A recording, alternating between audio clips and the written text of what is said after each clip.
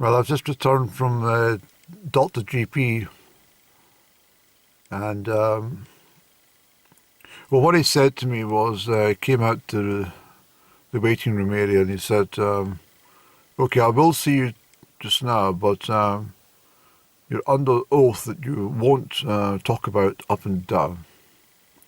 And I says, "Well, that's fair enough, doctor." I says, "I accept that, okay. Shall we go through?" He says, "Yes, follow me." So we sat and chatted a little while. And he says, "You've gone 4 minutes, you've not spoken about up and down. What's wrong with you?" I said, "I'm ill." He says, "Well, most certainly if you've gone 4 minutes without talking about up and down." But anyway, after a little chat, he says to me, he says,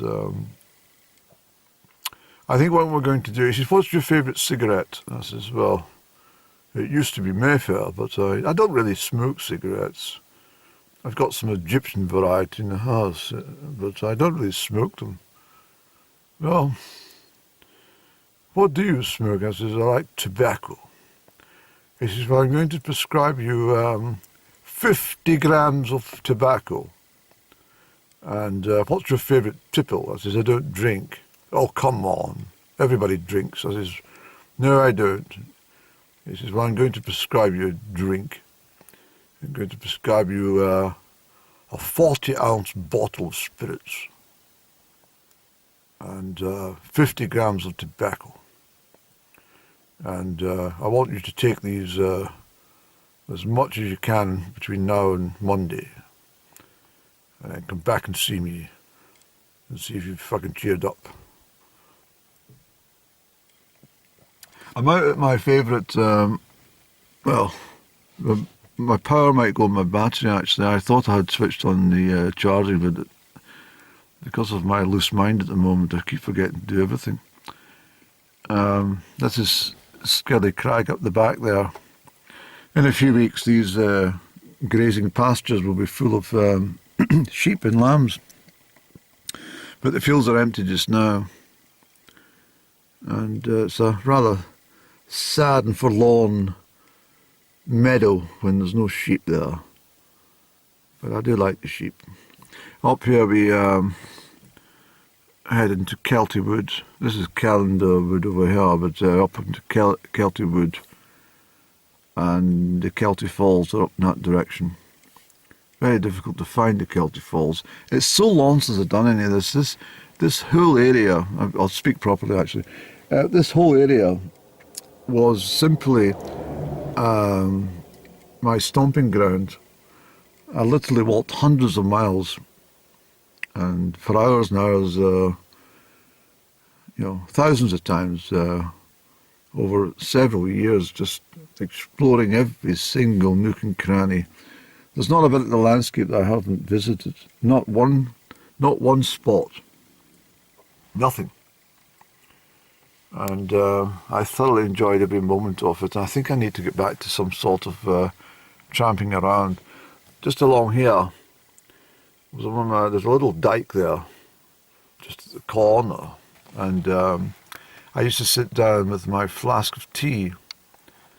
And I was still smoking at that point, I do remember. So I would sit down and have a cigarette and drink tea. And the passing motorists, well, there were very few, used to gaze at me and say, "What on earth is he doing? Just sitting there." They would look down like this and say, "He's having a cup of tea." But I would, I put in this camera down because of the bin lorry passing, and I think that bin lorry driver who's just waved has just thought to himself, "Why has he got two cars? He was in a different car yesterday, but I saw him. What the hell is he doing?" Yes, I came out in Clio Clio's much easier on the these little country roads, aren't they? You can zip around and feel free without gaining too much excessive speed. Don't like speeding drivers. I I like the thrill of the open top MG or something, but you know, the convertible that myself and up and down used to drive around, and a chiffon scarf blowing in the wind and flapping around our cheeks. Sunshades, and holding on to her yellow and gold coloured hat. Well, the blue and lilac hat sometimes she would wear. But the oak trees up here are all, well, there's a long spring to come. And as I say, we're out here in the midst of the Monzie estate, not far from my home. And I really, really did enjoy all my tramping around. This is up in this area. I used to see multiple foxes. And I really have had a very, very good time in these lower slopes.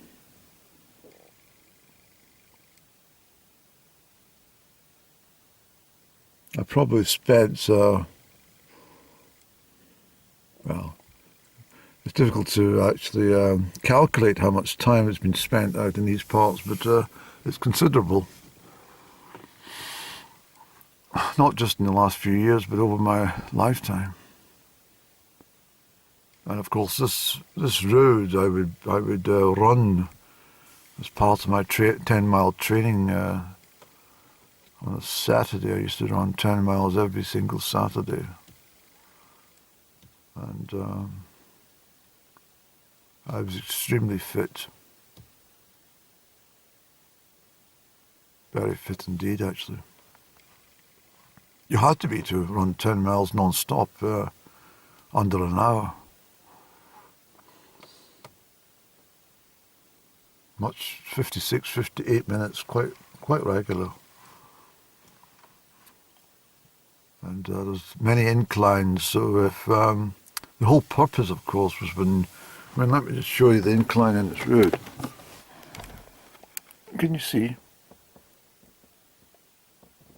So when you were training and you were then running in a Highland Games Park, for example, which had because not all running circuits were level.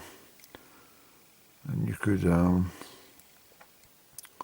just remember those difficult days in the winter when you were battling against the sleet and the